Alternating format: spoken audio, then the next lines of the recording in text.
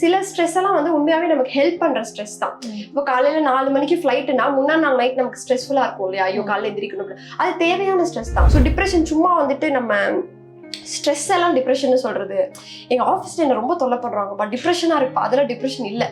So டிப்ரெஷன்ன்றது வந்து it's very ஒரு சீரியஸான ஒரு ப்ராப்ளம். இப்போ நீங்க வந்து நிறைய இந்த டிப்ரெஷன்னால தன்னை தானே கில் பண்ணிக்கிட்டவங்க, அவங்கள சுத்தி இருக்கிறவங்க கிட்ட நம்ம கேட்டோம்னா அவங்க எல்லாருமே சொல்லுவாங்க, இல்ல ரொம்ப நல்லா தான் இருந்தா, ஜாலியா தான் இருந்தா, எதுவுமே எங்ககிட்ட சொல்லல, அப்படிதான் சொல்லுவாங்க.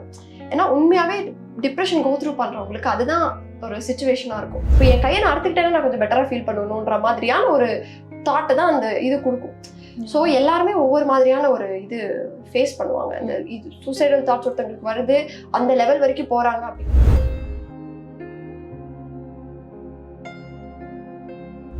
இப்போ ஸ்ட்ரெஸ் அப்படின்னு சொல்லும்போது ஸ்ட்ரெஸ்னா என்ன, இந்த ஆங்ஸைட்டி, டிப்ரெஷன், இது மாதிரி நிறைய வார்த்தைகள் வந்து புதுசா லைக் முன்னாடில இருந்திருக்கு. பட் ஆனால் இப்போ எல்லாருமே யூஸ் பண்ணிக்கிறாங்க. நம்ம வந்து ஒரு ஒர்க் ஸ்ட்ரெஸ்ல இருக்கோம் அப்படின்னா லைக் ஒர்க் ஸ்ட்ரெஸ் இருக்கு, இல்லைன்னா சம் பர்சனல் ஸ்ட்ரெஸ் அப்படி அப்படிங்கிற ஒரு இது வரைக்கும் ஓகே. பட் டிப்ரெஷன் அப்படிங்கிறது வந்து ரொம்ப ரொம்ப ஒரு ஸ்ட்ராங்கான ஒரு அவுட்கம் இல்லையா?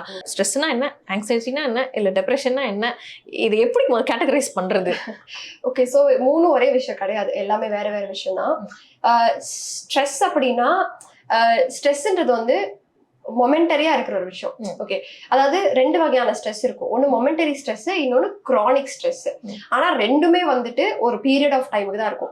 ஸ்ட்ரெஸ்ன்றது எப்படின்னா, இப்போ நமக்கு ஆஃபீஸ்ல ஒரு ஸ்ட்ரெஸ் இருக்குன்னு வச்சுக்கோங்க, ஒரு டெட்லைன் இருக்கு அப்படின்னா அது வந்து நமக்கு ஸ்ட்ரெஸ்ஸா பில்டப் ஆகும். அது வந்து சில ஸ்ட்ரெஸ் எல்லாம் வந்து உண்மையாவே நமக்கு ஹெல்ப் பண்ற ஸ்ட்ரெஸ் தான். இப்போ காலையில 4 மணிக்கு ஃபிளைட்னா முன்னாள் நாள் நைட் நமக்கு ஸ்ட்ரெஸ்ஃபுல்லா இருக்கும் இல்லையா, ஐயோ காலையில எந்திரிக்கணும், அது தேவையான ஸ்ட்ரெஸ் தான். அது வந்து ஹெல்ப் பண்ணும், நம்ம காலையில எந்திரிச்சு கிளம்புறதுக்கு ஹெல்ப் பண்ணும் அந்த ஸ்ட்ரெஸ். ஒரு டெட்லைன் இருக்குன்னா அதுவும் அதுல ஒரு ஸ்ட்ரெஸ் வருது, தேவையான ஸ்ட்ரெஸ் தான். அந்த ஸ்ட்ரெஸ் தான் நம்மள புஷ் பண்ணும் வேலை செய்யறதுக்கு. சோ ஸ்ட்ரெஸ்லயே நமக்கு தேவையான ஸ்ட்ரெஸ்னு ஒரு அளவுக்கு இருக்கு. அது எக்ஸ்ட்ரீமா போறப்பதான் அது வந்து ஒரு எப்படி சொல்றது, இதுதான் உண்மையாவே எனக்கு ரொம்ப டிஸ்டர்ப் பண்ற ஸ்ட்ரெஸ்ன்ற மாதிரி மாறும்.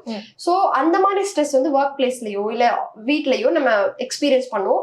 ஓவர் பீரியட் ஆஃப் டைம் டெய்லியுமே அது நடக்குது அப்படின்னா ஒரு கிரானிக் ஸ்ட்ரெஸ்ஸா மாறும். அதுவுமே வந்து நீங்க இப்போ ஆஃபீஸ் தான் உங்களுக்கு ஸ்ட்ரெஸ்ஃபுல்லா இருக்கு அப்படின்னா கொஞ்சம் பிரேக் எடுத்தீங்கன்னா அந்த ஸ்ட்ரெஸ் சரியாயிடும். ஸோ ஸ்ட்ரெஸ்ன்றது ரொம்ப டெம்பரரி. அது வந்து ஒரு 2 நாள்ல சரியாயிடும், 3 நாள்ல சரியாயிடும், வீக்கெண்ட்ல சரியாயிடும். இல்ல நீங்க ஒரு பிரேக் அந்த விஷயம் உங்களுக்கு ஸ்ட்ரெஸ் கொடுக்குற விஷயத்துல இருந்து பிரேக் எடுத்தீங்கனாலே உங்களுக்கு ஸ்ட்ரெஸ் சரியாயிடும். இதுதான் ஸ்ட்ரெஸ். டிப்ரெஷன்ன்றது கம்ப்ளீட்லி வேற. டிப்ரெஷன்ன்றது ஸ்ட்ரெஸ் கிடையாது. யாரும் உங்களை ஸ்ட்ரெஸ் பண்ணல, உங்களுக்கு ஆஃபீஸ்ல ஸ்ட்ரெஸ் இல்லை, வீட்டில் ஸ்ட்ரெஸ் இல்லை, ஆனால் நீங்கள் ஜென்ரலாகவே வந்துட்டு ஒரு லோ மூடில் இருப்பீங்க. யூஸ்வலாக என்ஜாய் பண்ணுற விஷயத்த என்ஜாய் பண்ண மாட்டீங்க. யூஸ்வலாக பண்ணுற ரொட்டீனை பண்ணுறதுக்கே உங்களுக்கு அவ்வளோ கஷ்டமாக இருக்கும். இப்போ காலையில் எந்திரிச்சு டெய்லி வேலைக்கு போகிறோமா, எந்திரிச்சு வேலைக்கு போகிறதே நமக்கு அவ்வளோ கஷ்டமாக இருக்கும். செய்ய முடியாது, நல்லா சாப்பிட முடியாது, நல்லா தூங்க முடியாது. அண்ட் இது வந்து ஒவ்வொரு பீரியட் ஆஃப் டைமுக்கு நடந்துகிட்டே இருக்கும். ஒரு 6 months 3 months ஒரு பெரிய பீரியட் ஆஃப் டைமுக்கு இப்படிதான் இருக்கு, எனக்கு ரொம்ப லோவா இருக்கு, எதுவுமே பண்ண முடியல, எதுலையுமே இன்ட்ரெஸ்ட் இல்லை, யார்கிட்டையும் பேசவும் பிடிக்கல, அதுதான் டிப்ரெஷன். ஓகே, ஸோ டிப்ரெஷன் சும்மா வந்துட்டு நம்ம ஸ்ட்ரெஸ் எல்லாம் டிப்ரெஷன் சொல்றது, எங்க ஆஃபீஸ்ல என்ன ரொம்ப தொல்லை பண்றாங்க பட் டிப்ரெஷனா இருக்கு, அதெல்லாம் டிப்ரெஷன் இல்லை. ஸோ டிப்ரெஷன்ன்றது வந்து இட்ஸ் வெரி ஒரு சீரியஸான ஒரு ப்ராப்ளம். ஆங்ஸைட்டி அப்படின்றது என்னன்னா, ஆங்ஸைட்டி இஸ் மோர் லைக் ஒரு விஷயம் நடக்க போகுது, அது தப்பாதான் நடக்க போகுது அப்படின்னு நம்மளே அசியூம் பண்ணிட்டு முன்னாடியே பயப்படுறது தான் ஆங்ஸைட்டி.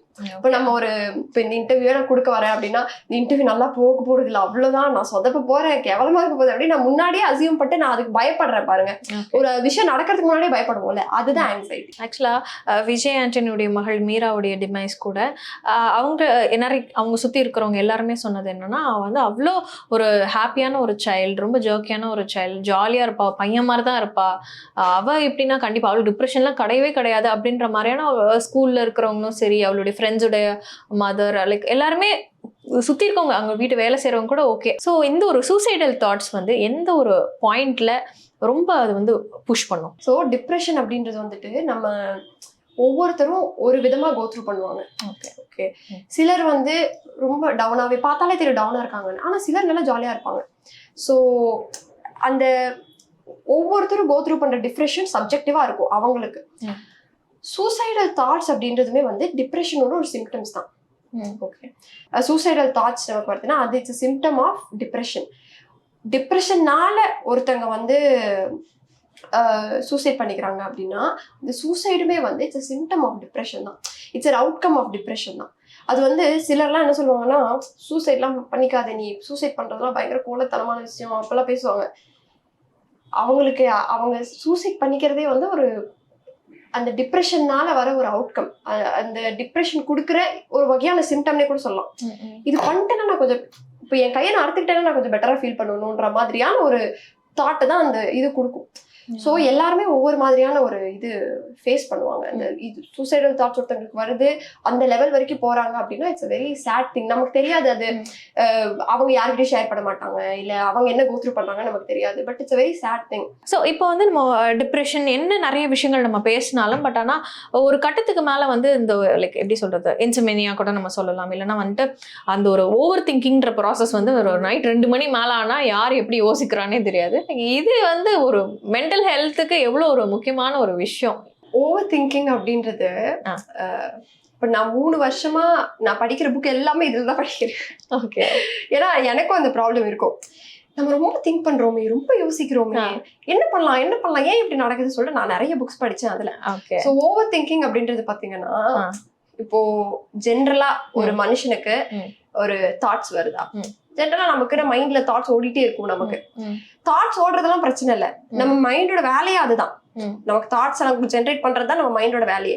ஆனா ஒரு தாட்டை நம்ம புடிச்சிட்டு அதை பத்தி திருப்பி யோசிப்போம் இல்லையா, அதுதான் over thinking. Okay. And over thinking வந்து ஜென்ரலா எப்போ நடக்கும்னா, ஏன் எல்லாருக்குமே நைட் டைம்ல தான் ஓவர் திங்க் பண்றாங்க, கரெக்டா? அது ஏன் தெரியுமா?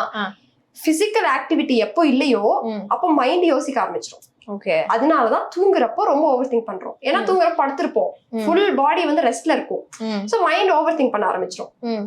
ஓவர் திங்கிங்கான இன்ஸ்டன்ட் சொல்யூஷனே வந்து பிசிக்கல் மூவ்மெண்ட் தான். நம்ம இப்போ நான் உட்கார்ந்து இருந்தாலோ இல்ல நம்ம அப்படியே சாஞ்சு படுத்து இருந்தாலோ பிசிக்கல் மூவ்மெண்ட் இருக்காது. மைண்ட் வந்து கண்டதை யோசிக்க ஆரம்பிச்சிடும். ஃபியூச்சர் போகும், பாஸ்ட் போகும், யோசிக்க ஆரம்பிச்சிடும். பிசிக்கல் ஆக்டிவிட்டி இருந்துச்சுன்னா மைண்ட் வந்து வேற விஷயம் யோசிக்கிறதுக்கு வாய்ப்பே கிடையாது. நீங்களே ட்ரை பண்ணி பாருங்க, ஒரு 30 மினிட்ஸ் ஹிட் ஒர்க் அவுட் பண்ணுங்க, இல்ல 30 மினிட்ஸ் வின்யாசா பண்ணுங்க. அந்த 30 மினிட்ஸ்ல எத்தனை தடவை மைண்ட் வேற எங்கேயோ போகுதுன்னு பார்ப்போம். எங்கேயும் வாய்ப்பே கிடையாது. பிசிக்கல் மூவ்மெண்ட் இருந்தா மைண்ட் வந்து இந்த ஓவர் திங்க் பண்றதோ இந்த மாதிரி ரூமினேட் பண்றதோ இருக்கவே இருக்காது. ஸோ ஓவர் திங்கிங்ன்றது நார்மல் தான். ஓகே. அது ஏன் நடக்குது, எப்பெல்லாம் நடக்குது, அதுக்கு என்ன பண்ணலாம் அப்படின்னு நம்ம கொஞ்சம் யோசிச்சோம்னா, ஒண்ணு சும்மா உட்காந்து இருந்தா படுத்திருந்தோம்னாலே யோசிக்கும். சோ அதுக்கு பதிலா முடிஞ்சா மூவ்மெண்ட் பண்ணலாம், போய் நடக்கலாம், இல்ல ஒர்க் அவுட் பண்ணலாம். இதனாலதான் ஒர்க் அவுட் பண்ண சொல்றாங்க.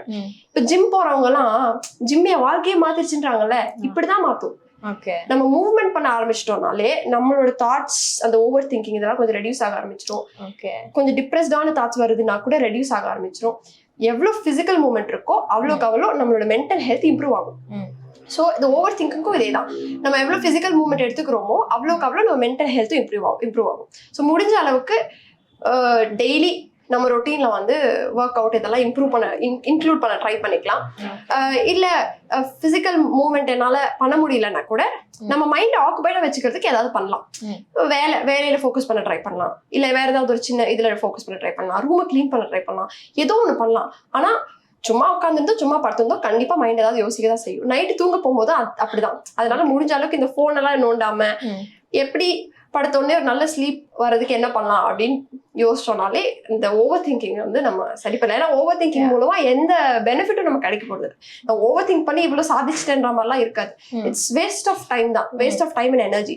ஸோ முடிஞ்ச அளவுக்கு இதை அண்டர்ஸ்டாண்ட் பண்ணிக்கிட்டோம்னாலே அதை நம்மளால ஹேண்டில் பண்ண முடியும். ஸோ வந்து இன்னொரு முக்கியமான ஒரு டேர்ம் அப்படின்னு நம்ம பார்த்தோம்னா PTSD. ஸோ வந்து இந்த ட்ராமா அப்படிங்கிறது வந்து எல்லார் லைஃப்லயும் இருக்கக்கூடிய ஒரு விஷயம். ஏதோ ஒரு விதத்துல அவங்களுக்கு ட்ராமா ஏற்பட்டிருந்தது அப்படின்னா திருப்பி அதை செய்யறதுக்கும் அவங்க வந்து ரொம்ப தயங்குவாங்க. அப்படி இருக்கும்போது அந்த சைல்ட்ஹுட்ல ஏற்பட்ட ட்ராமா அப்படிங்கிறது வந்து நிறைய பேர் அது ஒரு ரிப்ரெஸ்ட் மெமரியாவே பண்ணிடுவாங்க. அண்ட் திடீர்னு எங்கிருந்தோ வந்துட்டு அது வந்துட்டு வெளியில வரும் ஒரு மெமரியா. அண்ட் அந்த ஒரு ட்ராமா எப்படி ஹேண்டில் பண்றது? ட்ராமா அப்படின்றது பாத்தீங்கன்னா ட்ராமா வந்து ஹேண்டில்லாம் பண்ண முடியாது. ஓகே. சைல்ட்ஹுட் ட்ராமான்னு வச்சுக்கோங்களேன். சைல்ட்ஹுட் ட்ராமா எல்லாருக்குமே இருக்கும். நம்ம நிறைய பேர் அதை பேசுறது இல்லை, ஆனா அதோட எஃபெக்ட்ஸ் இப்ப இருக்கும். ட்ராமான்றதே வந்துட்டு ஒரு இன்சிடென்ட்டை நம்ம எப்படி ஒரு இன்சிடென்ட்க்கு நம்ம எப்படி ரெஸ்பாண்ட் பண்ணோம், அதை நம்ம எப்படி இன்டர்பிரேட் பண்ணிக்கிட்டோம் அப்படின்றது தான் ட்ராமா. ஸோ அது வந்து நம்ம சின்ன வயசுல நடந்திருந்தாலும் இப்போ அது நம்மளுடைய டெசிஷன்ஸ், அடல்ட் டெசிஷன்ஸ் அதை அஃபெக்ட் பண்ண தான் செய்யும். ஸோ ஒன்ஸ் வந்து நம்ம இந்த ட்ராமா நமக்கு இருக்கு, இல்லை இந்த பிரேக்கப் மூலமாவோ இல்லை இந்த சைல்ட்ஹுட் மெமரி மூலமாவோ நமக்கு இந்த ட்ராமா இருக்கு அப்படின்னு நமக்கு அண்டர்ஸ்டாண்ட் ஆயிடுச்சுன்னா நிறைய பேர் வந்து அதை ஓவர் கம் பண்ணணும். அப்படி ஓவர் கம் பண்றதுனா என்ன நினைச்சுக்கிறாங்கன்னா, அவ்வளவுதான், நான் ஏதாவது ஒண்ணு பண்ணணும், இந்த ட்ராமாவே எனக்கு இல்லாத மாதிரி ஆயிடணும், நான் மூவ் ஆன் ஆயிடணும் அப்படின்னு நினைக்கிறாங்க. இம்பாசிபிள்.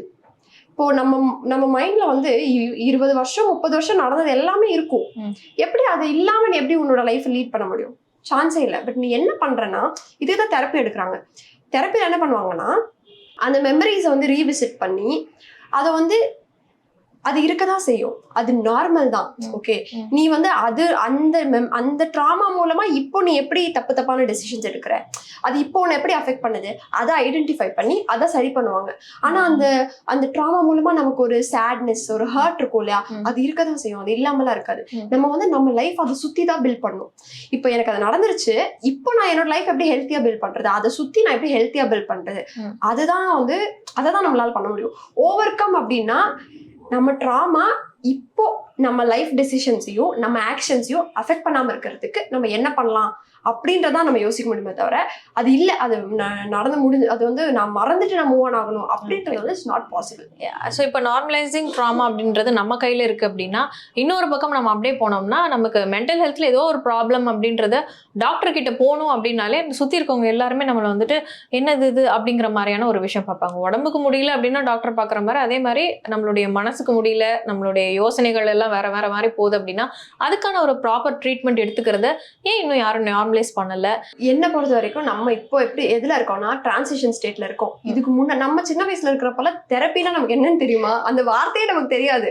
சோ அவ்வளோ டபுவா இருந்துச்சு. அது தெரப்பின்றதே கிடையாது, அப்படி ஒண்ணு இருக்குன்னே நமக்கு தெரியாதுன்ற மாதிரி ஒரு ஸ்டேட்ல நம்ம இருந்தோம். இப்போ நிறைய பேர் அதை பத்தி பேசுறாங்க, தெரப்பி நிறைய பேர் எடுத்துக்கிறாங்க. சோ என்ன பொறுத்த வரைக்கும் நம்ம I think we are going towards a good state. இப்போ வந்து நம்ம ஒரு டிரான்சிஷன் ஃபேஸ்ல இருக்கோம். ஸோ டிரான்சிஷன் ஃபேஸ்ல இருக்கிறப்ப எப்பவுமே வந்துட்டு நிறைய பேர் எடுப்பாங்க, சுத்தி இருக்கிற நிறைய பேர் அதை வந்து நீ ஏன் எடுக்கிற, நீ லூசா, நீ அந்த மாதிரி ஒரு பாயிண்ட் பண்றது இருக்கும். ஸோ இப்போ நம்ம அந்த டிரான்சிஷன்ல இருக்கோம். எனக்கு தெரிஞ்சு போக போக வந்து அது கண்டிப்பா நார்மலைஸ் ஆயிடும். இப்பவே ரொம்ப நிறைய நார்மலைஸ் ஆயிடுச்சு, போக போக கண்டிப்பா நார்மலைஸ் ஆயிடும். மிஸ் வாவ் தமிழா நேயர்கள் அனைவருக்கும் வணக்கம். இந்த சேனலை புதுசா ஆரம்பிச்சிருக்காங்க.